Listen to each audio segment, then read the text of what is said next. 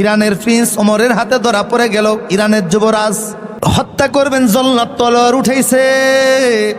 ওমর বলে, এই যুবরাজ, আমি তোমাকে এখন মেরে ফেলবো, বলো তোমার আর কোনো সাওয়াফা আছে নাকি? যুবরাজ বলল, ওমর, তোমার মতো যেই মানুষ, আমার আবার কি মনের আশা পূরণ করবা? মারতে চাইছো, মারো, তলোয়ার উড়িয়ে দাও, কল্লা পুইরা যাক। ওমর বলল, না, তোমার কিছু মন চাইলে বলো। যুবক বলল, যদি আমার কিছু দিতে হয়, এক গ্লাস পানি দাও। কি দাও? মরণের আগে বেশি কিছু চাই না, এক গ্লাস পানি চাই। হযরত ওমর বললেন, এই ওনার হাতে এক গ্লাস পানি দাও। যুবক পানিটা হাতে পাইল। ওমর বলল, পান করো এশরেফ।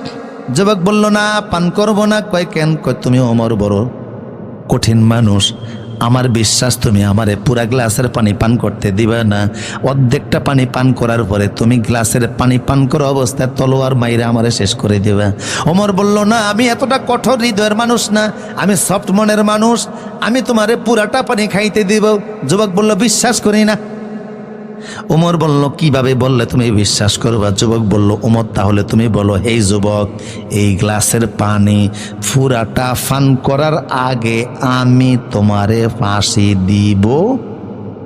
তোমার বলল, হে যুবক, এই গ্লাসের পানি পুরাটা পান করার আগে আমি তোমারে ফাঁসি দিব। ওমর তো যুবকের সালাকের কাছে ধরা পড়ে গেছে। যুবক তাৎক্ষণিক উষ্টা দিয়া গ্লাসটা ফেলে দিয়া মাঠ পানি সব ফেলে দিছে। হযরত ওমর বললেন, হে যুবক, কি করলা? কয়, পানি তো মাটিতে ফেলে দিছি, তুমি না বলছো পানি পান করার আগে আমারে ফাঁসি দিবা না? এখন পানি পান করাও, তারপরে ফাঁসি দাও। কথা কন না? কারণ তুমি এই মাটি থেকে পানি তুলতেও পারবা না, আমারও খাওয়াইতে পারবা না, ফাঁসিও দিতে। যদি তুমি নীতিবান হও, যদি তুমি আদর্শবান হও, অমুসলিমের সাথে যদি তোমাদের ইসলামের ভালো ব্যবহার থাকে, তাইলে আগে পানি তোলো, কারণ তুমি নিজে বলেছো এই পানি আমারে খাওয়াইবা। হযরত ওমর বললেন, যুবক, না না, ইসলামের আদর্শ আমি জলাঞ্জলি দিতে পারি না। তুমি যত বড় দুর্দর্শ সন্ত্রাসী হও না কেন, ইসলামের বিধান সবার জন্য সমান। মাটি থেকে গ্লাসে পানিও তুলতে পারবো না, তোমারে ফাঁসিও দিতে পারবো না, যাও তুমি, বিদায়। যুবক চলে যাচ্ছে।